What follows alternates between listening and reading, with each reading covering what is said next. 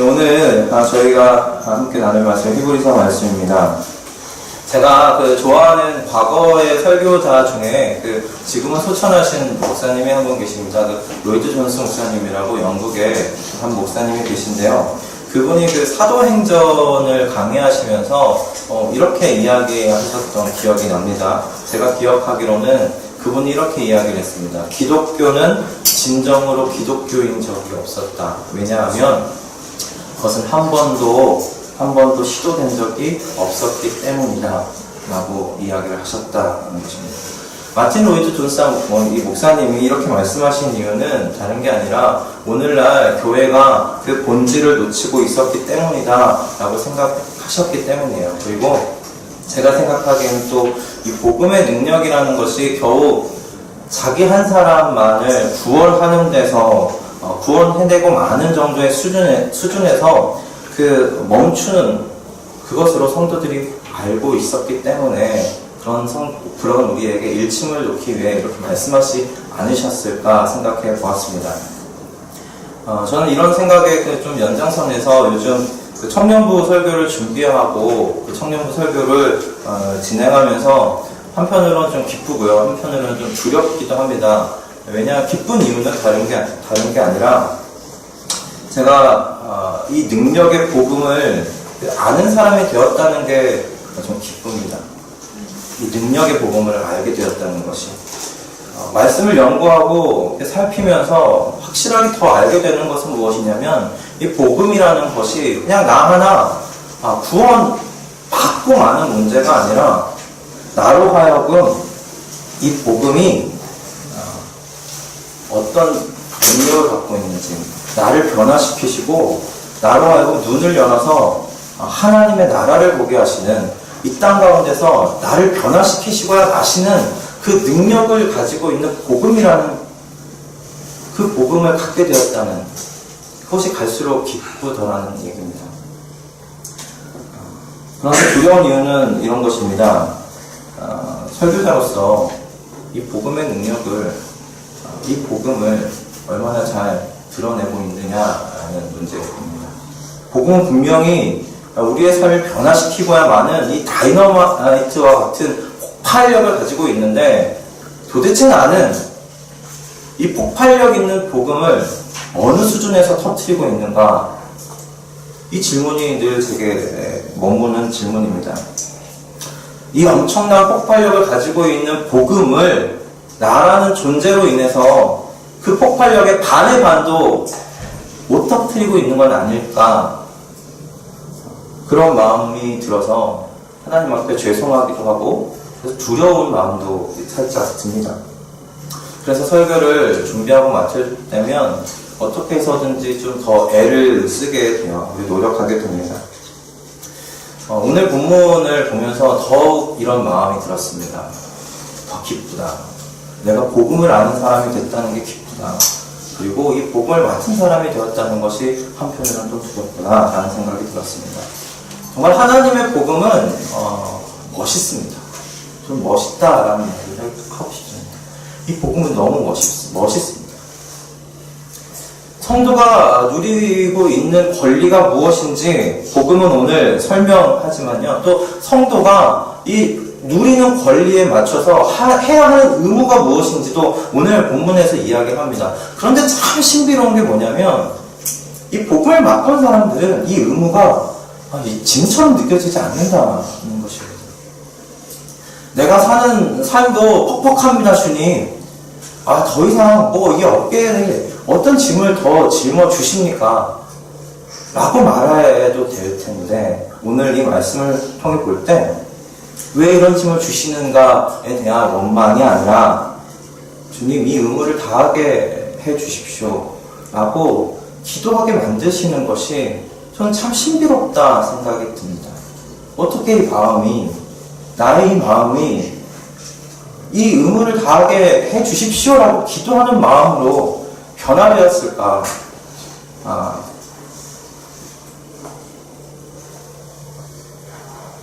이게 참 신기합니다. 오늘 나누는 이 말씀이 저와 여러분의 어깨 위에 하나님께서 뭐 하나 짐을 더 얹으시는 말씀이 아니라 오늘 나로 하여 걷게 하신 옳은 길, 나로 하여 걷게 하신 생명의 길, 나로 하여 걷게 하신 이 의의 길을 그런 의의 길로 여기기를 원하고 이 길을 걸어갈 수 있도록 주님 인도해 주십시오. 제게 그 힘을 주십시오. 그렇게 기도하는 저와 여러분 다 되기를 주님의 이름으로 축원드립니다. 오늘 그 본문의 19절로 21절은 교회가 간직하고 있는 메시지가 무엇인지를 간략하게 이야기를 하고 있습니다. 오늘 19절에서 21절에서 보면 교회의 그 핵심 메시지는, 교회가 가지고 있는 메시지는 그리스도를 본받으라는 어떤 윤리적인 메시지로 멈추지 않는다는 겁니다. 교회가 가지고 있는 메시지는 윤리적이지가 않습니다. 그 핵심은 오늘 19절에서 이야기하는 바와 같습니다. 우리가 이제는 예수의 피를 힘입어 하나님의 그 앞에 나아갈 담력을 얻게 되었다. 이게 교회가 가지는 핵심적인 메시지라는 것입니다. 이것이 바로 십자가를 통해서 우리가 가지게 된 새롭게 산 길이 되어주신 그 예수 그리스도, 이분의 공로죠. 그래서 교회가 전하는 핵심 메시지는 예수를 어떻게 닮으세요. 예수의 어떤 모습을 닮으세요. 그분의 윤리적인 어떤 행위를 닮아가세요. 그 뒤를 따라가세요가 아니라 교회가 가지는 핵심 메시지는 이 예수를 바라보라는 메시지입니다. 우리의 영원한 중보자 되신 이 예수를 바라보라. 제사장 되시는 이 예수를 바라보라. 그 영원한 예수 그리스도께서 우리의 중보자가 되어주신다. 우리의 영원한 제사장이 되어주셨다.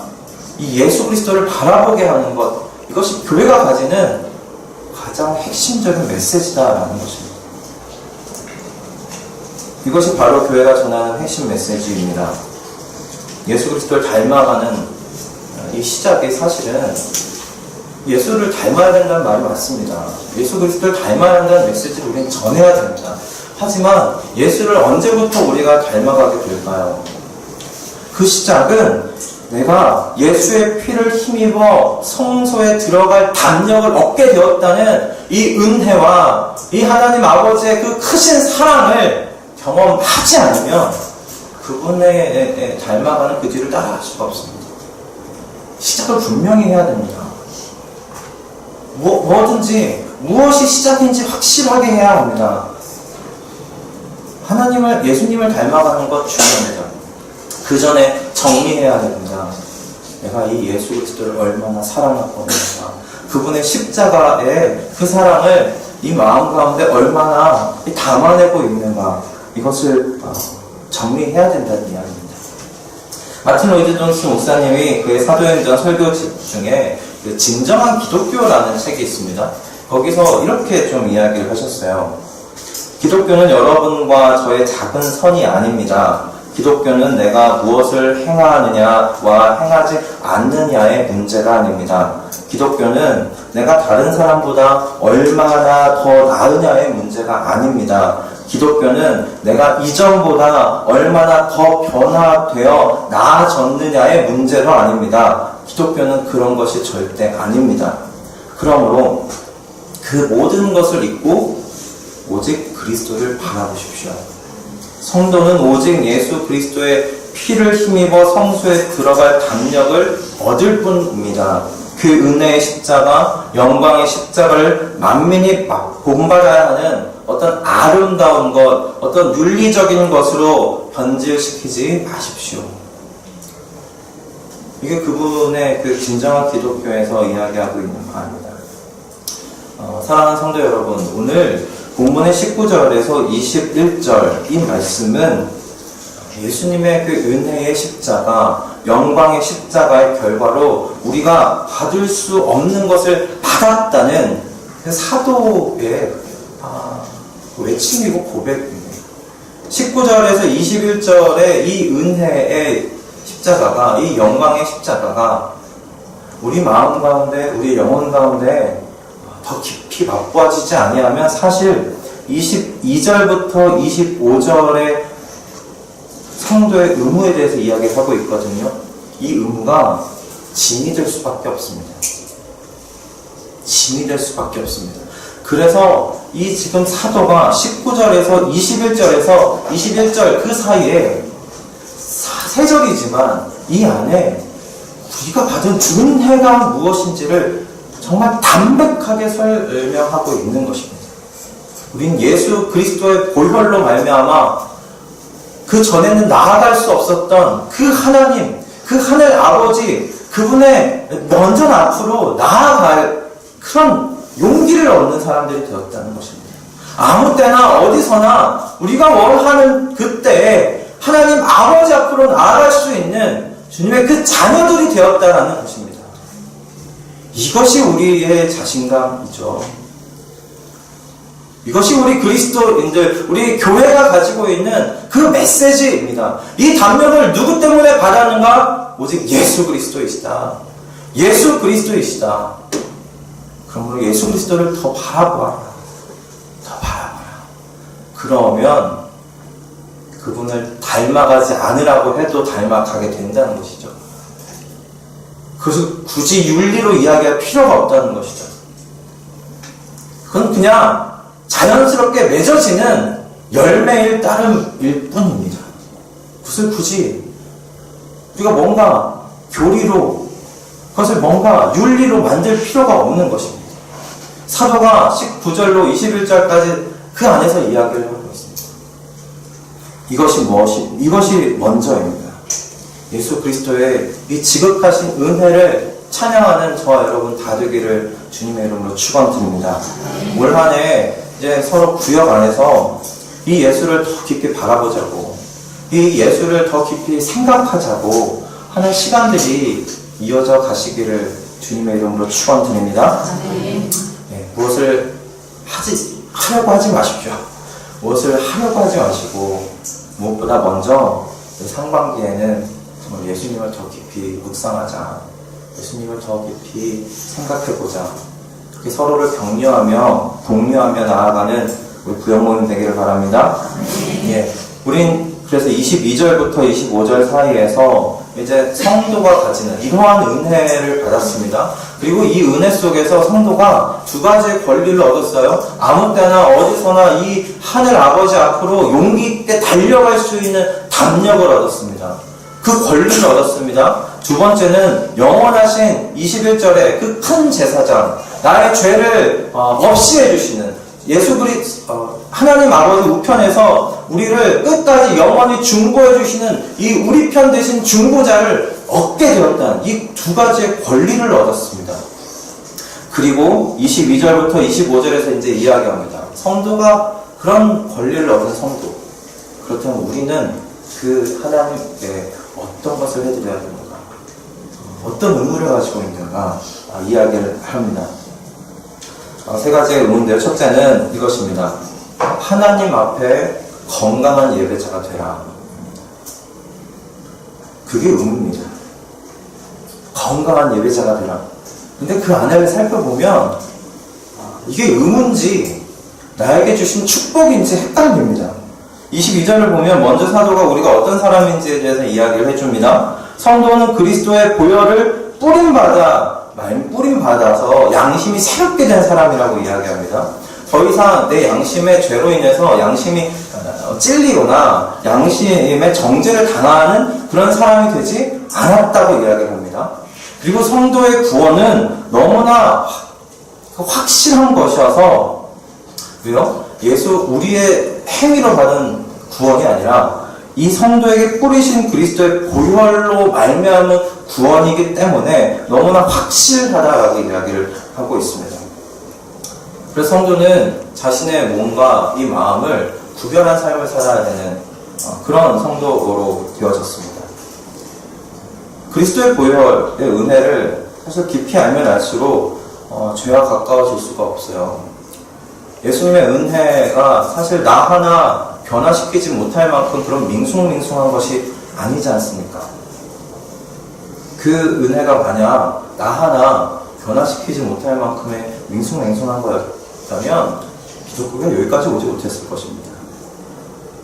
그 은혜가 우리를 변화시키기 때문입니다. 우리가 그런 은혜를 받았으니 22절 마음의 뿌림을 받아 양심의 악을 깨닫고 몸을 맑은 물로 씻었으니 그런 은혜를 받았으니 이제 하나님께 나아가자는 것입니다. 하나님께 예배하러 나아가자는 것입니다. 그런데 무엇을 가지고요? 참 마음과 온전한 믿음을 가지고 나아가자고 이야기하고 있습니다. 여기서 이야기하는 참 마음은 깨끗한 마음을 이야기합니다. 순전한 마음, 깨끗한 마음, 하나님께 순종하고자 하는 그런 마음, 그 마음을 의미합니다.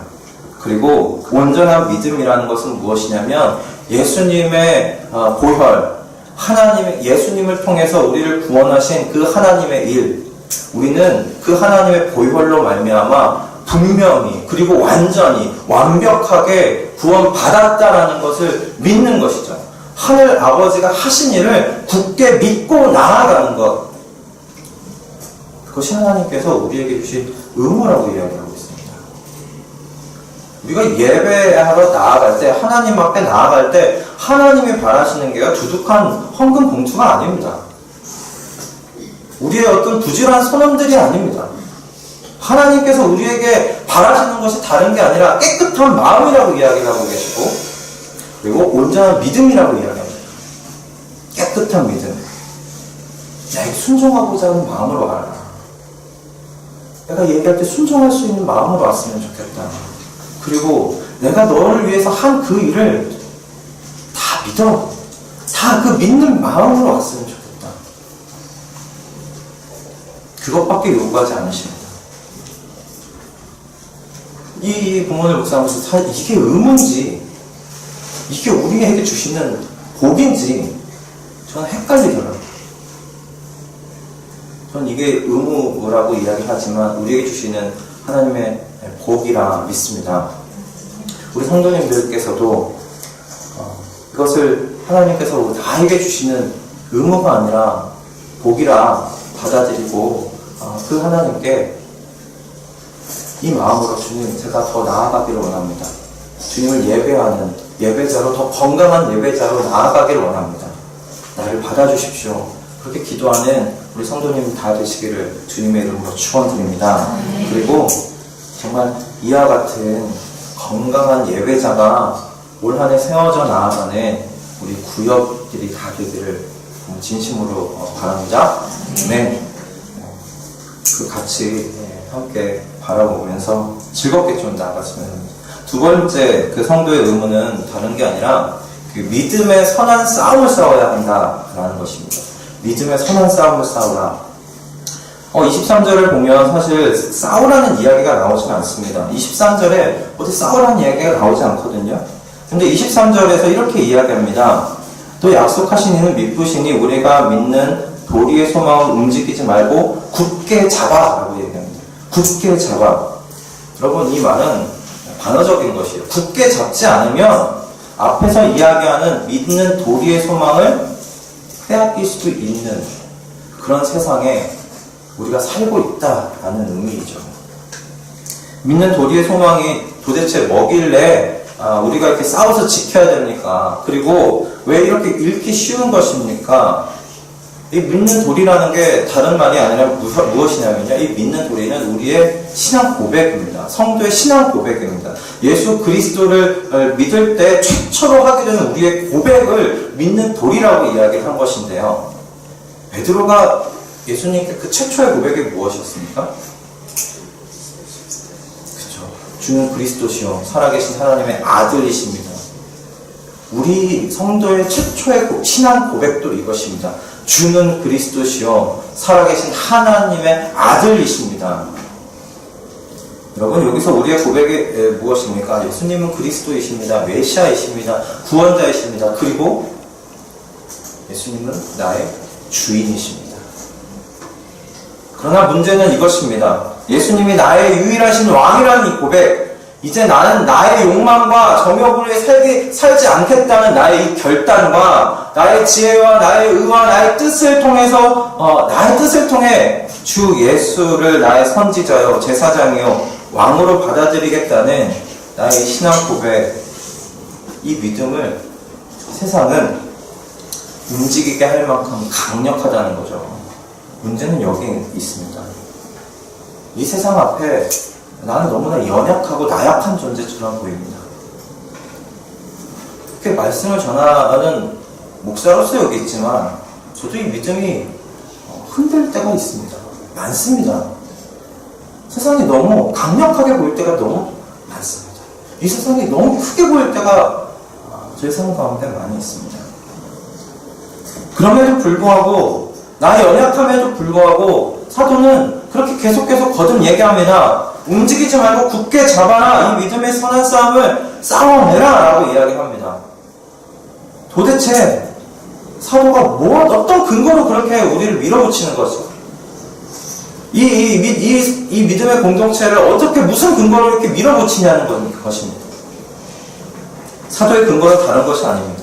성도의 신앙의 고백의 대상이신 예수님께서 하나님의 아들이실 뿐만 아니라 그분이 어떤 분이신가? 23절 또 약속하신 이는 미쁘시니 신실하신 분이시다. 그러니까 약속하신 것을 반드시 지키고야 마시는 신실하신 분이십니다. 우리의 믿음을 지켜나가는 것, 우리의 부단한 노력과 우리의 힘씀이 필요하지만 그것을 해나갈 수 있도록 하시는 이가 미쁘신 분이 우리를 도우신다는 것입니다. 그러니 싸우라는 얘기입니다. 그러니 도망가지 말라는 이야기입니다. 세상이 커 보이더라도 세상이 아무리 나를 집어삼킬 것처럼 다가오더라도 두려워하지 말라는 이야기입니다. 믿음을 흔들리지 말고 굳게 잡으라는 이야기입니다. 왜요? 예수가 신실하시기 때문입니다. 약속하신 이가 미쁘시니 그분이 우리의 약속을 반드시 이루고야 마실 그 하나님이시기 때문에 도망가지 말라는 이야기입니다. 이 신실하신 예수님을 믿으시기 바랍니다.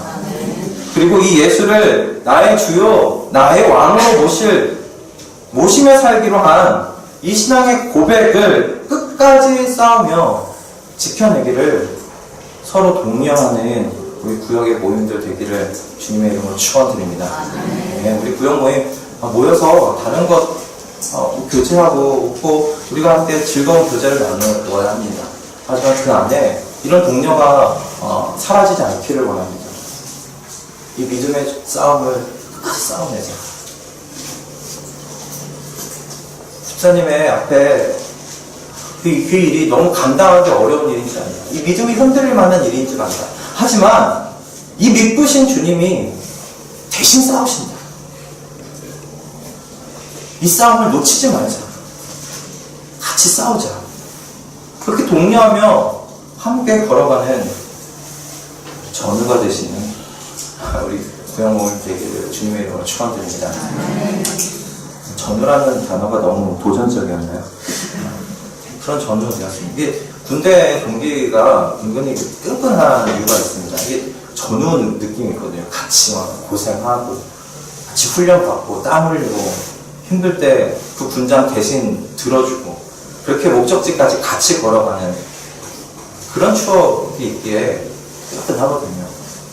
우리가 이런 이 믿음의 선한 싸움 가운데 있지 않습니까?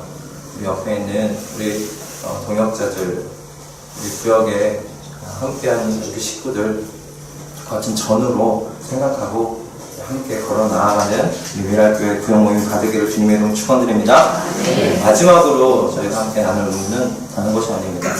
성도의 의무는 서로 돌아보라 하는 것입니다. 서로를 돌아보라. 24절입니다. 서로 돌아보아 사랑과 선행을 격려하며 서로 돌아보라. 여기 서로 돌아보라는 이 말이 사실은 조금 약합니다. 원어로는 어떤 의미냐면요. 사랑과 선행으로 격려할 수 있도록 그 길을 갈 수 있도록 숙고해라. 생각해라. 라는 의미입니다. 서로 깊이 생각하라는 의미고요. 서로에 대해 관심을 가지라는 그런 의미입니다. 예수님께서도 제자들에게 이렇게 말씀하셨습니다. 너희가 서로 사랑해라. 그리하면 세상이 너희가 나의 제자인 줄 알 것이다. 라고 말씀하셨습니다.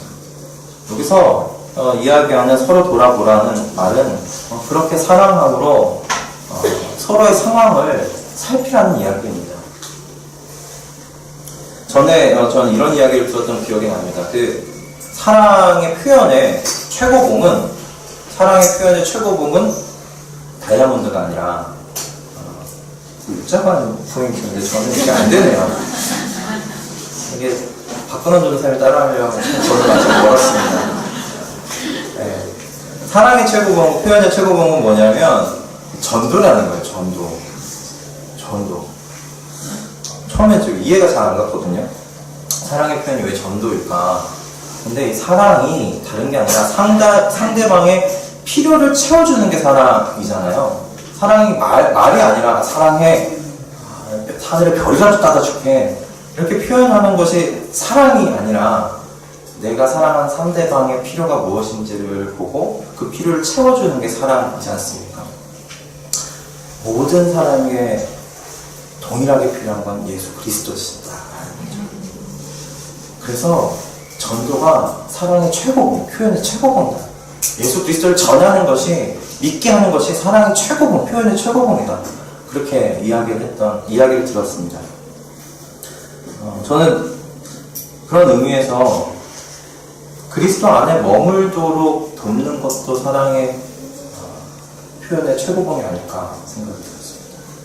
그리스도를 전하는 것도 사랑의 표현이겠지만 그리스도 안에 머물 수 있도록 돕는 것, 그리스도 안에 머물 수 있도록 상대방의 필요가 무엇인지 살펴보는 것, 서로를 돌아보아, 그것도 사랑의 최고봉의 표현이 아닐까 그런 생각을 해봤습니다. 여러분, 서로를 돌아보시기 바랍니다. 우리 구역 모임을 더 깊이 살펴보시는 구역의 모임이 되어지길 원합니다. 그 이유는 그리스도에게 이분이 더 머물 수 있도록 돕기 원하기 때문입니다. 어떻게 해서든지 그리스도 안에 더 머물 수 있도록 어떻게 하면 그 길을 도울 수 있을까 살피고 또 살펴보는 우리 사랑이 넘치는 미랄교회 구역 모임 다 되시기를 주님의 이름으로 축원드립니다. 아멘. 여러분, 그 25절은 이제 24절에 붙어 있는 말씀입니다. 25절에서 이렇게 이야기합니다. 모이기를 패하는 어떤 사람들의 습관과 같이 하지 말고 오직 번할 그날이 가까울수록 더욱 모이자라고 이야기를 하고 있습니다.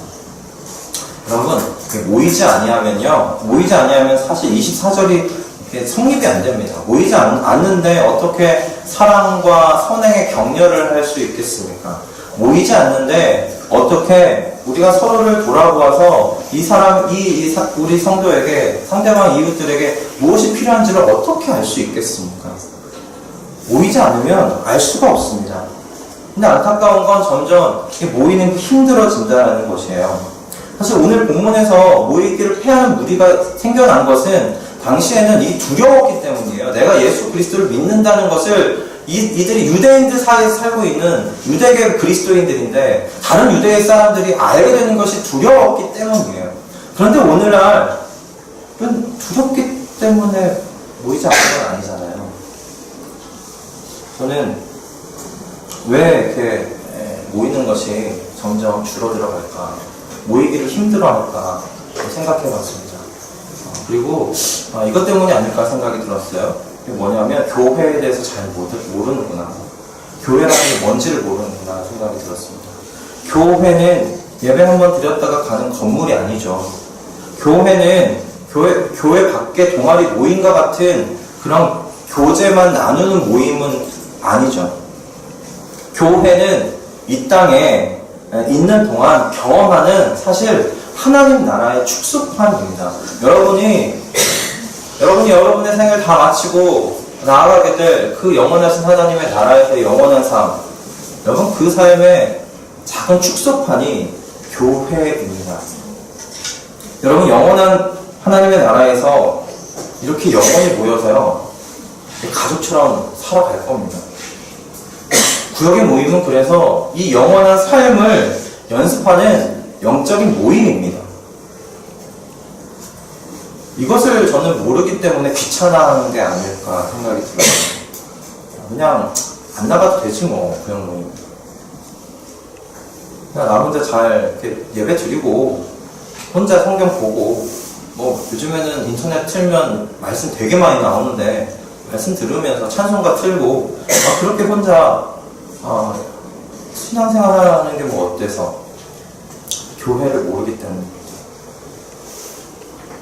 교회, 우리의 이 모임은 영원한 하나님 나라, 그 삶을 연습하는 영적인 모임입니다. 이 영적 모임을 여러분 주변에 우리 또 성도들에게 전하시기를 원합니다. 그래서 여러분 그 봉사는요, 달란트대로 할 수도 있고요, 시간이 되면 되는 대로 할 수도 있고 못할 수도 있습니다. 그러나 성도의 모임은 그렇지가 않습니다. 앞에서도 이야기했듯이 이 성도의 모임은 하나님 나라, 그 영원한 삶을, 우리가 가족처럼 살아갈 그 영원한 삶을 여기서 연습하는 영적인 모임입니다. 그러므로 선택의 사항이 아니라는 거죠. 이것을 우리가 같이 나눌 수 있기를 원하고요. 2018년도 미랄교회가 정말 모이는데 힘쓰는 작은 하나님의 나라가 되기를 주님의 이름으로 축원드립니다. 함께 소원하고 소망하면서 돌아가길 원합니다. 말씀을 마무리하겠습니다.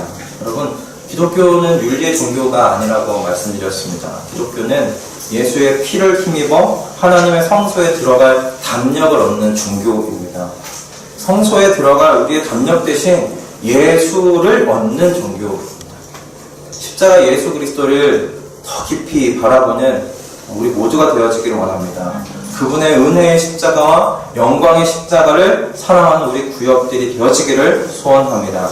그리고 이 은혜 속에서 우리가 가진 세 가지의 의무를 기억하시면서 우리가 이번 새해 2018년도 한 해 동안 우리 함께 나아갈 텐데, 함께 다 끝나고 나서 전우회로 똘똘 뭉치는 우리 미랄 가족들 다 되기를 주님의 이름으로 축원드리겠습니다.